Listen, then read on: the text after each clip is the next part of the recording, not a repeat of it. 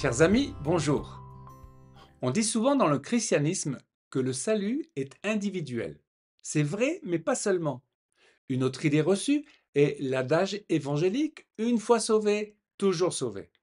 Cela donne aux chrétiens bien sûr une sécurité, un confort. Mais au bout du compte, ce n'est pas vraiment biblique. Ce n'est pas pour rien que les premiers versets concernant la création de l'homme affirment l'importance d'une alliance et d'une complémentarité. Dieu a mis à ses côtés une femme, un vis-à-vis, selon le terme hébreu kenegdo, en opposition. Dieu aime le couple, le peuple et la communauté dans laquelle on vit. On parle de l'évangile du royaume. Un homme qui se tourne vers Christ et reçoit le salut est lié immédiatement à une alliance, celle que Dieu a prévue pour l'homme, l'être humain que Dieu a créé pour sa gloire. Notre salut personnel entre dans un cadre beaucoup plus large que notre seule individualité. Notre salut s'inscrit dans un plan général qui concerne toute l'humanité, qui part d'une alliance faite avec Israël. Genèse 12, 3. Je ferai de toi une grande nation, et je te bénirai. Je rendrai ton nom grand, et tu seras une source de bénédiction. Je bénirai ceux qui te béniront, et je maudirai ceux qui te maudiront. Et toutes les familles de la terre seront bénies en toi. L'évangile messianique. L'évangile, c'est la bonne nouvelle relatant la vie et l'enseignement de Jésus de Nazareth. La bonne nouvelle est que l'homme perdu a la possibilité d'être sauvé en Jésus-Christ. À l'origine, le mot vient du Tanakh, les Écritures, l'Ancien Testament. En hébreu, la Bessora. Ésaïe 52, 7. Qu'ils sont beaux sur les montagnes les pieds de celui qui apporte de bonnes nouvelles, qui publie la paix. De celui qui apporte de bonnes nouvelles, qui publie le salut. De celui qui dit à Sion, ton Dieu règne. Le Mévaser est le messager de la bonne nouvelle qui se résume en la paix, un salut ou une délivrance au sein d'un royaume divin. Les pieds dans la pensée hébraïque parlent de royauté, comme les pieds du Messie qui descend sur le mont des Oliviers afin d'établir ce règne. Ce règne messianique est le royaume terrestre prévu à la fin des temps. Paul cite le prophète Naoum. Qu'ils sont beaux les pieds de ceux qui annoncent la paix, et le transpose à Jésus pour désigner le royaume spirituel correspondant au temps de l'Église. Enfin, Bessora vient aussi de Bassar, qui signifie aujourd'hui d'ailleurs la viande, la chair, mais aussi l'homme Adam d'une manière générale. Jean 6, 54. Celui qui mange ma chair et qui boit mon sang a la vie éternelle, et je le ressusciterai au dernier jour. Car ma chair est vraiment une nourriture, et mon sang est vraiment un breuvage. Celui qui mange ma chair et qui boit mon sang demeure en moi, et je demeure en lui. Cette pensée était révolutionnaire aux oreilles des Juifs. Pour eux, la nourriture et la boisson faisaient référence à la Torah, aux bonnes œuvres. Manger la chair du Fils de l'homme, c'est en quelque sorte absorber tout ce qu'il est dans son essence, dans son être, dans sa vie. Yeshua veut que nous vivions, sentions, pensions, agissions comme lui. Par la puissance de l'Esprit, il nous en rend capables. De même, boire son sang, c'est en quelque sorte absorber sa propre vie qui est offerte en sacrifice pour nous, car l'âme de la chair est dans le sang. L'alliance par Israël. En devenant chrétien, né de nouveau par l'Esprit, je rentre dans l'alliance divine. Je participe au plan divin destiné à sauver l'humanité. Il n'y a qu'une alliance, celle donnée à Abraham, confirmée en Isaac, Jacob, donnée de nouveau à David et Salomon, et renouvelée en Jésus-Christ. Psaume 89, verset 28. Il m'invoquera. Tu es mon Père, mon Dieu, et le rocher de mon salut.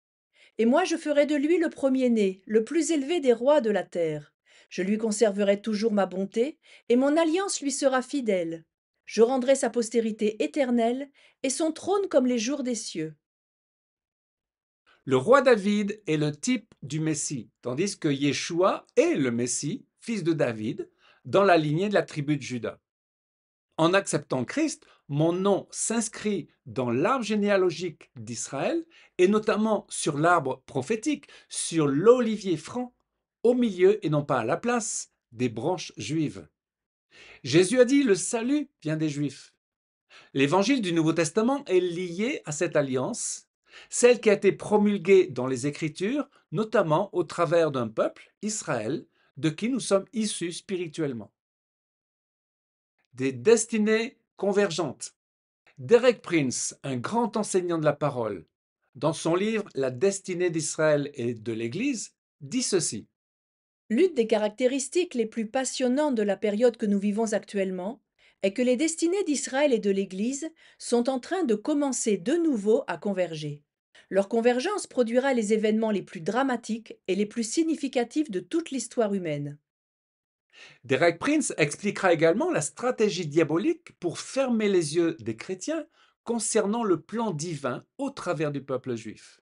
Cette stratégie a débuté dès le début de l'Église, en coupant les racines juives de l'Église, notamment avec les différents conciles catholiques des premiers siècles, mais aussi en utilisant les pères de l'Église pour cacher la vérité, en utilisant comme seule interprétation de la parole l'interprétation symbolique ou allégorique. Ainsi, les promesses données à Israël devenaient celles de l'Église.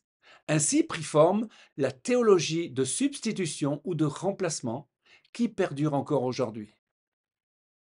Cette sorte d'enseignement fut répandue aux environs de l'année 150 après Jésus-Christ par Justin Martyr et plus tard adopté et amplifié par des personnages tels Irénée, Origène, Augustin. Derek Prince dira: le combat pour Israël est en fait le combat pour la vérité. La condition du salut.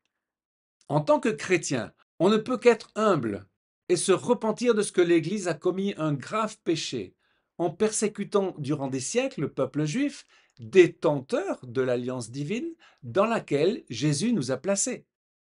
En accusant le peuple juif, en ne prenant pas sa défense, nous coupons les branches sur lesquelles nous sommes et bafouons l'œuvre divine. Paul précise par 3 fois que nous ne devons pas tomber dans l'orgueil et que nous-mêmes pouvons être retranchés. L'évangile de la grâce n'est pas séparé du jugement de Dieu et de sa justice. Matthieu 7, 21. Ceux qui me disent Seigneur, Seigneur, n'entreront pas tous dans le royaume des cieux, mais celui-là seul qui fait la volonté de mon Père qui est dans les cieux. Plusieurs me diront en ce jour-là Seigneur, Seigneur, n'avons-nous pas prophétisé par ton nom? N'avons-nous pas chassé des démons par ton nom? Je leur dirai ouvertement Je ne vous ai jamais connus. Retirez-vous de moi, vous qui commettez l'iniquité. Jésus a dit: efforcez-vous d'entrer par la porte étroite. L'homme qui ne fera pas fructifier son talent sera jeté dehors. Les vierges qui n'ont pas d'huile en suffisance ne pourront pas assister aux noces de l'époux. De même qu'il y a un reste dans Israël, il y aura un reste dans l'Église. Faire la volonté du Père. Nous voyons selon le verset de Matthieu 7 que Jésus met comme condition à notre salut celle de faire la volonté de son Père. Jésus est la porte du salut qui nous permet d'entrer dans le royaume. Et toute notre vie de foi sera d'être à l'écoute du Père pour savoir dans quelle œuvre il a besoin de nous. Le verset dit: c'est par la grâce que nous sommes sauvés au moyen de la foi, pour de bonnes œuvres que Dieu a préparées d'avance afin que nous les pratiquions. Chers amis, il est tellement bon de savoir que nous faisons partie de la grande alliance. Mais réalisons que nous ne sommes pas seuls. Israël est notre frère. Et comme le dit Derek Prince, il est bon d'être solidaire du peuple juif et de le soutenir dans ces temps difficiles. Juifs et chrétiens, nous sommes inscrits dans la même alliance. Ensemble, réjouissons-nous dans l'attente du Messie qui vient. Amen. Chers amis, à une prochaine fois pour une nouvelle vidéo en direct de Jérusalem.